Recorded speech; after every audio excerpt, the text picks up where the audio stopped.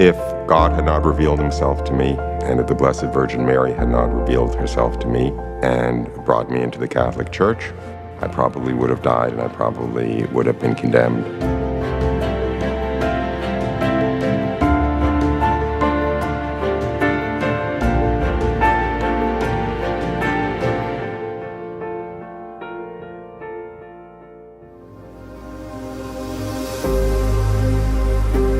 I was born and raised Jewish, very Jewish family, very Jewish world, very Jewish education, all the way until university.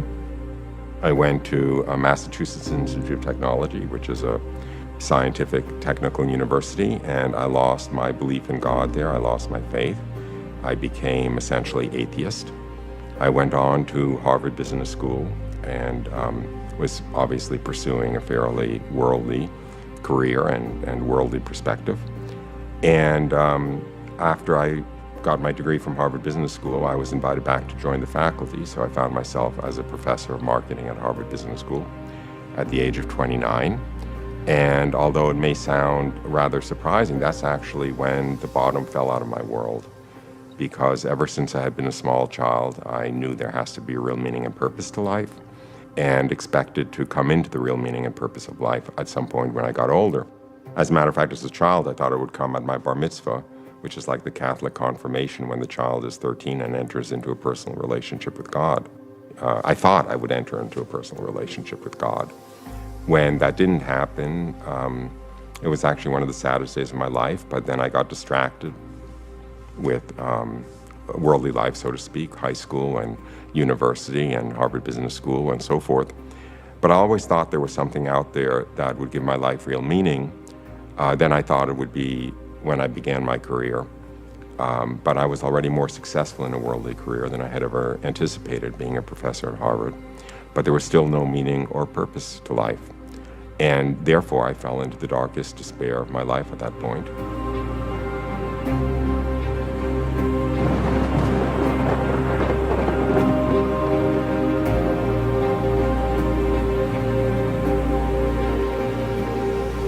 I was walking in nature early one morning in a kind of nature preserve right off the ocean that was half pine trees and half sand dunes. And I received the most spectacular grace of my life. From one moment to the next, I was walking along, lost in my thoughts. I had long since lost any hope in believing that God existed or anything like that. When from one moment to the next, the curtain between earth and heaven disappeared, and I found myself in the presence of God, very knowingly in the presence of God, and seeing my life as though I had died and was looking back over my life in the presence of God. And I saw in an instant many, if not most, of the truths of the Catholic faith. I saw that we live forever. I saw that every action has a moral content that's recorded for all eternity, that everything that had ever happened to me had been the most perfect thing that could have been arranged, coming from the hands of an all-knowing, all-loving God, not only including those things that had caused the most suffering at the time, that I had thought of as the greatest disasters, but especially the things that had caused the most suffering at the time. And I saw that my two greatest regrets after I died would be, number one, all of the time and energy I had wasted worrying about not being loved, when every moment of my existence I was held in an ocean of love greater than I ever imagined could exist, coming from this all-knowing, all-loving God. And the other great regret would be every hour I had wasted doing nothing of value in the eyes of heaven. I saw that here I had been so worried about life having no meaning, when in fact it has an infinite depth of meaning, because every moment contains the possibility of doing something of value in the eyes of heaven. And every time we take advantage of that opportunity, we will very truly be rewarded for it for all eternity. And every opportunity we let slip and don't take advantage of will be a lost opportunity for all eternity.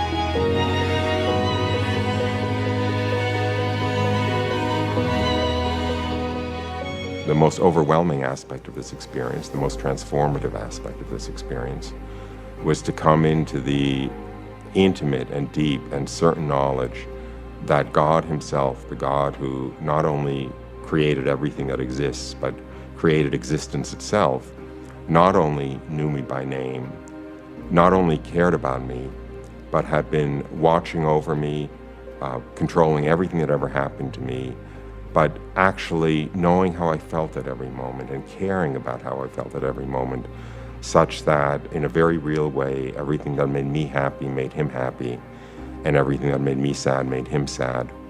And coming into the knowledge of this was really the most revolutionary, transformative aspect of this experience.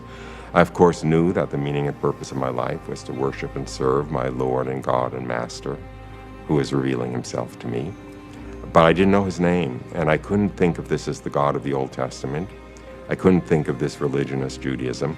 The picture of God that emerges from the Old Testament is certainly a picture of a God far more distant and severe and removed from ordinary mankind than this God was. So I knew this was my Lord and God and my Master. I knew I wanted nothing but to serve him and worship him properly. And I didn't know what religion to follow to do so.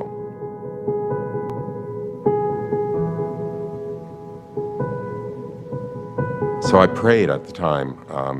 I was actually still walking at the time, even though I had fallen into heaven, so to speak, and could see the spiritual world and was in this intimate communion with God. I was still also seeing the physical world around me.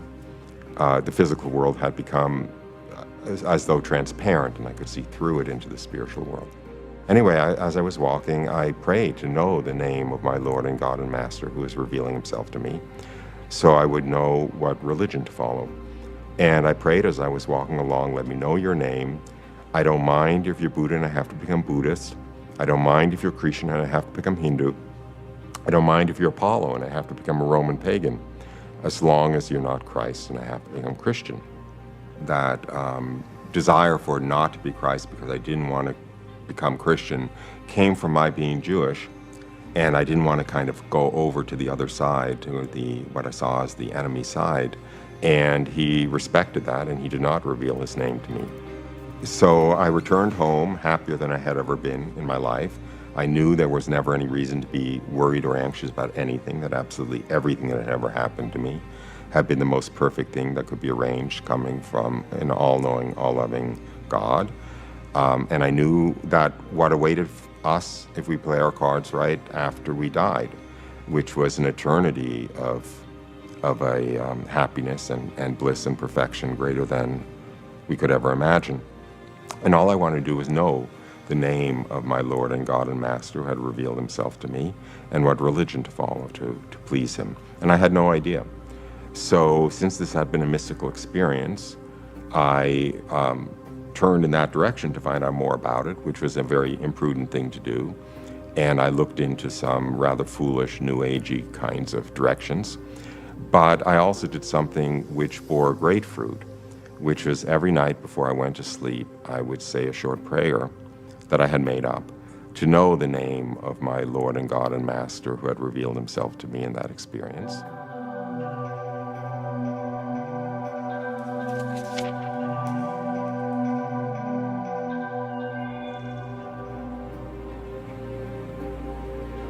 A year to the day after that first experience, I went to sleep after having said that prayer, and also after having said a prayer of thanksgiving for what had happened exactly a year earlier, which is how I know that it was exactly a year. I went to sleep, and I thought I was awoken by a hand gently on my shoulder, and led to a room and left alone with the most beautiful young woman I could ever imagine. And I knew without being told that it was the Blessed Virgin Mary. And when I found myself in her presence, all I wanted to do was honor her appropriately. In fact, the first thought that crossed my mind was, oh my goodness, I wish I at least knew the Hail Mary. But I didn't. The first thing she said to me was she offered to answer any questions I might have for her. Well, my first thought was that I kind of wanted to ask her to teach me the Hail Mary so I could honor her appropriately. But I was too proud to admit that I didn't know it. So as a kind of indirect way of getting her to teach me the Hail Mary, I asked her what her favorite prayer to her was. She was a bit coy. Her first response was, "I love all prayers" to me. But I was a bit pushy, and I said, "But you must love some prayers more than others." And she recited a prayer.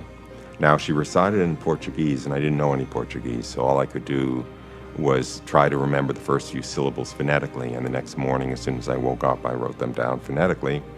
And later, after speaking to a Portuguese Catholic woman and asking her to recite all of the prayers to Mary in Portuguese, I identified the prayer as, "O Mary, conceived without sin, pray for us, have recourse to thee."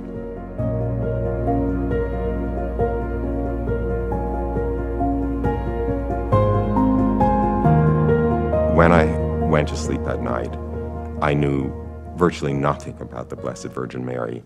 All I knew was from Christmas carols, mostly from Silent Night, and from having seen Christmas creches sometimes in public places. I had never touched, much less opened, a New Testament. I knew none of what she revealed to me in this experience. The other thing that I want to say is, although she was perfectly beautiful to look at, indescribably beautiful, even more profoundly affecting was the beauty of her voice, which was composed, the only way I can describe it, is it was composed of that which makes music music. And when she spoke, and when the beauty of her voice flowed through me, carrying with it her love, it lifted me up into a state of ecstasy greater than I ever imagined could exist. So most of my questions actually flowed out of my being absolutely overwhelmed by who she was and by her grandeur. I'll mention a couple of the questions. They were actually often more exclamations than they were actually questions. For instance, at one point, I kind of stammered out, "How can it be? How is it possible? How can it be that you're so glorious, that you're so magnificent, that you're so exalted? How can it be?" And her response was just to look down at me almost with pity and shake her head gently and say, "Oh no, you don't understand. I'm nothing. I'm a creature. I'm a created thing. He's everything." And then again, out of this desire to somehow honor her appropriately, I asked her what title she liked best for herself. And her response was, "I am the beloved daughter of the Father, mother of the Son, and spouse of the Spirit." I asked her several other questions of somewhat less significance, and she spoke to me for another 10 or 15 minutes. She said she had something she wanted to tell me. And after that, the audience was over and I went back to sleep. And the next morning when I woke up, I was hopelessly in love with the Blessed Virgin Mary, and I wanted nothing other than to be as fully and completely Christian as possible. I obviously knew from this experience that the God who had revealed himself to me a year earlier had been Christ.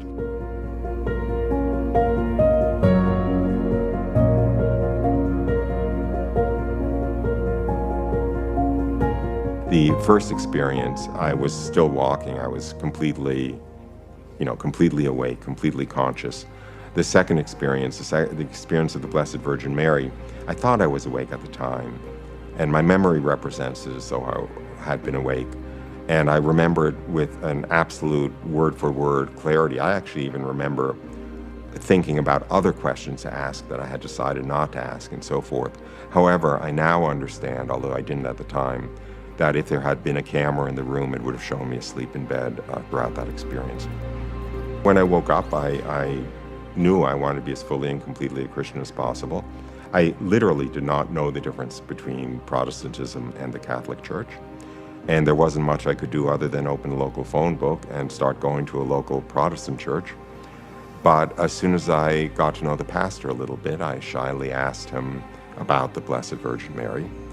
And when he answered without the respect that I knew that she deserved, I knew this is no place for me. In fact, during that experience of her, I actually saw, this is difficult to describe, but I saw how all of the grace, all of the gifts that flow from divinity into humanity flow through the Blessed Virgin Mary. I saw her as a kind of pipeline or conduit connecting divinity to humanity, through which all of God's graces and gifts flowed.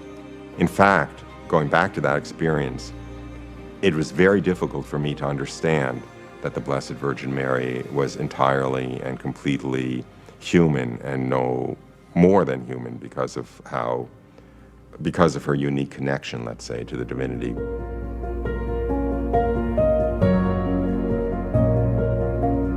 That was the motivation, so to speak, behind her saying, "I'm nothing, I'm a creature, I'm a created thing." She wasn't about to allow me to have any confusion about her status, which is completely as a creature and being nothing more or less than what God made. Nonetheless, as I said, I saw the extraordinary, her extraordinary and unique role in the distribution of graces. Back to the next morning and the following weeks, I knew that I didn't belong in that Protestant church where the pastor had not much respect for the Blessed Virgin Mary, and I used to spend all my free time visiting Marian shrines. There was a shrine to Our Lady of La Salette about 45 minutes from where I lived, and I used to go there 3 or 4 times a week to walk the grounds and to feel the presence of the Blessed Virgin Mary and to commune with her. And that shrine was held by the Catholic Church. And sometimes when I was there, there would be a Mass going on. And whenever I was in the presence of a Mass going on, I was filled with a tremendous desire, I could almost say a lust, a greed, to receive the communion, to receive the Eucharist, even though I literally did not know what it was.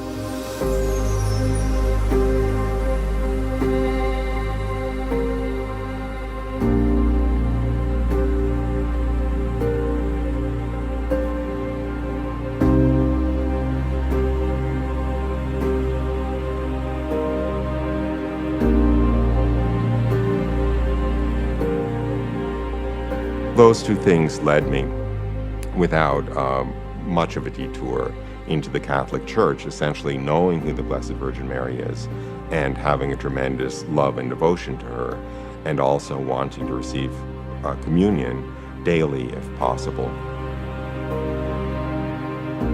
By entering the Catholic Church, I not only didn't stop being Jewish, but the only way I can understand it is that I became more Jewish than ever, because I became a Jew who was following the Jewish Messiah, rather than a Jew who refused essentially to follow the Jewish Messiah and was stuck in pre-Messianic Judaism. In fact, my understanding of the relationship is that the Catholic Church is post-Messianic Judaism, and that Judaism is pre-Messianic Catholicism, that they're one and the same plan for salvation. I must admit, I did not accept all of Catholic dogma. I held on to a lot of beliefs that I had had prior to these experiences, and I'm a bit ashamed to say that it was actually only probably about a year and a half after I had entered the Catholic Church and been baptized that I finally realized that everything the Catholic Church taught is certainly true. In other words, everything in Catholic dogma was in fact true.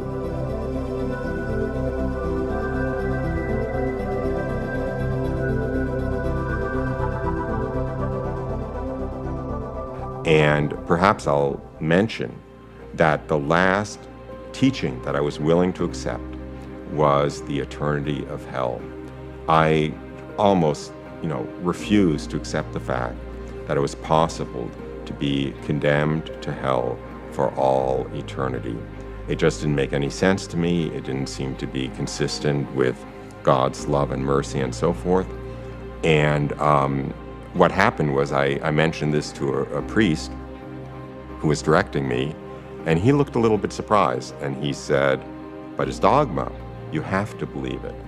And that's when the scales fell from my eyes, that it's not up to me to judge what God could do or what might be true. If it's taught as certainly true by the Catholic Church, then I know it to be true, not because it makes sense to me, but because it is revealed by God through the authority of the Catholic Church. And of course, over time, I came to understand from inside why it might be true, but I had to let go of that presumption, of that incredible human pride, to say that I'm able to understand everything that God might do. I'm able to understand why and what God might do, and I somehow put myself, it's almost, if I can say so, it's almost like a Luciferic position, putting oneself in the position of judging God and what's possible and reasonable for God.